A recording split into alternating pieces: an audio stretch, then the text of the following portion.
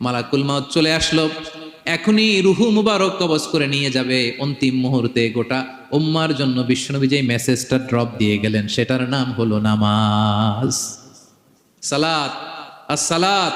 উম্মতেরা, নামাজ নষ্ট করো না, নামাজ নষ্ট করো না।